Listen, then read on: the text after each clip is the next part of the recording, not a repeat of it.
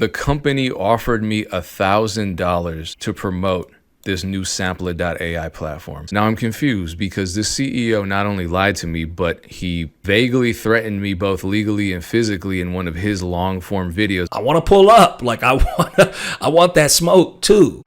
All right, so the producer community is dead, it's destroyed, it's ruined, blah, blah, blah. But at the core, there's this one company. And somehow this one company is undermining whatever unity and harmony the YouTube producer community had at one point. I don't know if they did. I've been hearing about a lot of content being created where producers are going back and forth over a sponsorship. It's a sponsorship that I was sort of involved in. I'll explain what I mean. People are telling me about it. People are reaching out, DMing, commenting. Look, I'm not watching these videos. Why? Here's what I've learned. There's no one producer community. There are micro communities. Some of these communities are based around hardware, like the MPC community, or software, like the FL Studio community. Some are based around negativity. Some are based around teaching and learning. Every producer who creates content or forms these communities sets the tone for what these communities are going to be based around and how that conversation happens. So I would rather foster my micro community here on my channel, on my private Discord. You can join. Actually, a lot of the beats that we've been making on the Discord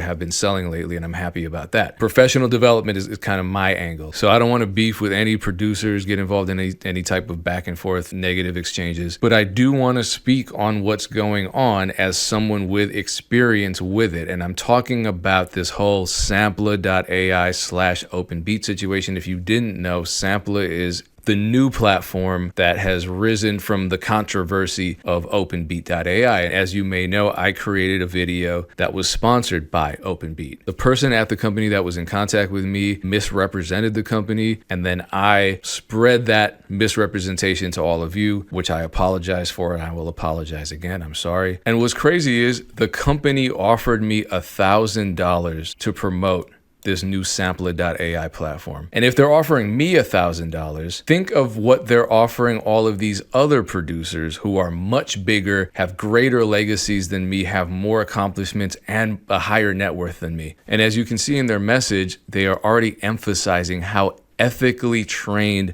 this platform is. Now I'm confused because this CEO not only lied to me, but he vaguely threatened me both legally and physically in one of his long form videos. I don't want to have to go in any legal routes. I want to pull up, like I want that smoke too. Which was the most tone deaf non-apology I've ever seen in my life. Guys, we're gonna have mistakes. We've hit some roadblocks. This is one of them. And now they're offering me $1,000 to promote a company that damaged my credibility, made me look complicit in all of it, regardless of the truth, and then spat in my face when all was said and done. This is the first YouTube sponsorship to ever blow up in my face. It's the only sponsorship from an AI company that ever went wrong, ever. And I'm never gonna live this down. And you know what? I have to take responsibility for that. I'm not gonna get defensive about it. For those of you who don't know or need a refresher, OpenBeat AI was an ethical music generation platform. They claim they were an ethical music generation platform that trained entirely on a single producer's model. What ended up happening was it was discovered that no, in fact, they were just using a Suno API. I promoted it because I was told by the company how it was trained ethically on one very specific producer's data set. Was that wrong of me? Yes, I absolutely got it wrong. Did I know I was being lied to? No. The second that I figured out that I was being lied to, I blew the whistle. And I posted proof of that. They told me flat out, we are not using Suno. And when I challenged that with evidence and sent them a link that my output from their platform was in fact using Suno, they completely played stupid and acted as though they had no idea what was happening on their website's back end. And as a result of the fallout, this isn't a woe is me story, I'm just telling you what happened. I had to turn down every other sponsorship of 2025. I lost a bunch of subscribers, and even if every subscriber is worth just $1 lifetime value, I lost more money just off of subscribers than I gained from this sponsorship. And I understand people felt betrayed, so they unsubscribed. I understand that. I can't apologize enough. But why would I work with this company again? I'm not going to tell other producers how to make their money. I'm not going to tell other producers what companies to support. I don't live under the illusion that I can police other people's ideas, ethics, morals, decisions, actions, etc. I can't. And now that there's this new platform that's super controversial, Sampla AI, I have some questions. I tried it out. They claim that this is ethically trained and that it's a very specific sample generation platform. So now you can create samples, not worry about clearance. It's great for soul samples, soul music, lo-fi, etc. As you can see, their options are very limited, which would make sense if it's all trained off of a limited data set. If I'm creating a platform that is meant to create soul samples for producers, why would I train it on EDM? Why would I train it on country ballads? Why would I train it on bachata, for example? Bachata, that's ridiculous, right? Well, I asked OpenBeat AI to make me a bachata sample. What it did was this.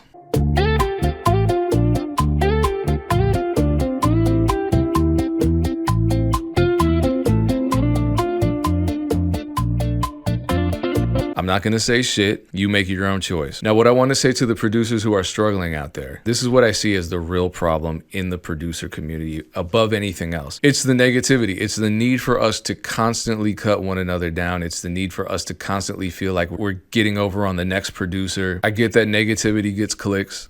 It makes money. It's how social media algorithms work. And to me, that's the real underlying cause of the damage to the so-called producer community. We don't respect each other and we don't respect ourselves. And as long as we don't respect each other or ourselves, we're going to be more susceptible to these companies that don't care about the health of the producer community. They just want to make money off of us. So they'll misrepresent themselves to us. They'll tell us whatever we want. They'll give us whatever money we want because, their concern isn't whether the impact's going to be negative as long as their goals are met. They don't have to exist in this space. So that negativity doesn't affect them. That carries over into just general negativity in the producer community. We don't really have that much respect for. I feel like the respect that producers have for one another and themselves is getting progressively lower and lower. And you see that in conversations such as this one, where it wasn't even a rap group that contacted me. They were like a jazz outfit. They contacted me. They wanted me to do a remix. We're working out the details. I'm just talking about the music. It kind of seemed like they were trying to get me to do it for free, and then they weren't even releasing the music on a monetized platform. And then they said, well, you could possibly get a 50-50 split. I said, no, that's insulting.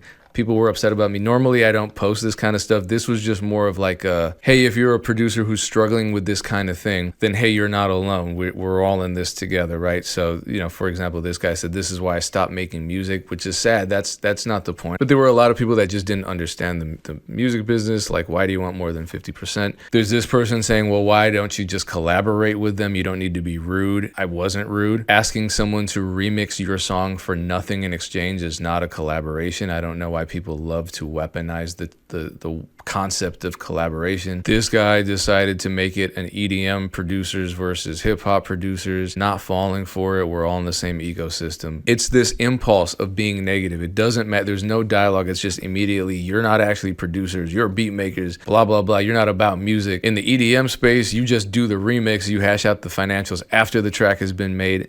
That's not true. That's not how that works in the EDM space either. No one cares about your bills. The logic here is just crazy. And then someone comments, well, hit up Cashmere, who's a very famous EDM producer. See if he'll do a remix for free.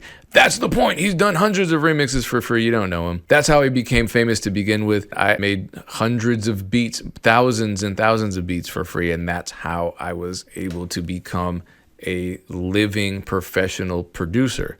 So why is he mad if I'm just doing what he is saying to do to begin with? But I feel like a better example is this, where last minute I was asked to run over to a community center on the opposite side of town to work with some kids on a production workshop. Realized a lot of them rap. There's been a surge of violence in that area, so the kids are dealing with the trauma and the fallout of all that, and so an outlet helps. I built this little studio setup in the kitchen in the community center. You work with what you can. And you would have thought that the comments would just be all positive, or people would just be like, cool, hit a like, move on. But no, there were people saying, oh, that mic's trash, or you didn't build a studio, you just put some stuff, blah, blah, blah, and this is trash, and why is it by the sink? The sink was dry. Why are the monitors set up like that? You don't know what you're doing. You can't get a good mix in there. I'm not mixing in there.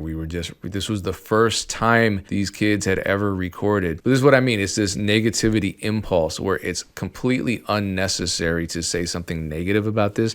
I'm not even going to show the comments. This is on Facebook. You can read them yourselves. I'm not going to give these people any type of attention, negative or otherwise. I'm giving cash, they can't really mess with me for real, but I'ma spill on this. Yeah, goofy, not the same, and your head's washed on being insane. I've been driving through the rain, I go so fast, like what you say you. We recorded the song, the kids have fun, we're gonna develop it further. I know that's not the point is the negativity, but again, I think if we had respect for ourselves and for each other, this wouldn't even come to this. And you pretty much just expect it now in the producer community, and that's a shame. And I truly believe that if this underlying negativity weren't encouraged by people, by content creators, by algorithms, by monetization, no company from the outside, no negative content, none of that would even be tolerated. It wouldn't even become a concern for us. Even if it existed, it wouldn't cause damage. It wouldn't spread like a virus, and I wouldn't be making this video. So hopefully you understand what I'm trying to convey here. Regardless, I wish you much success in all of your music related endeavors. Appreciate you watching this video. I appreciate that a lot, and I'll check in with you soon. Peace.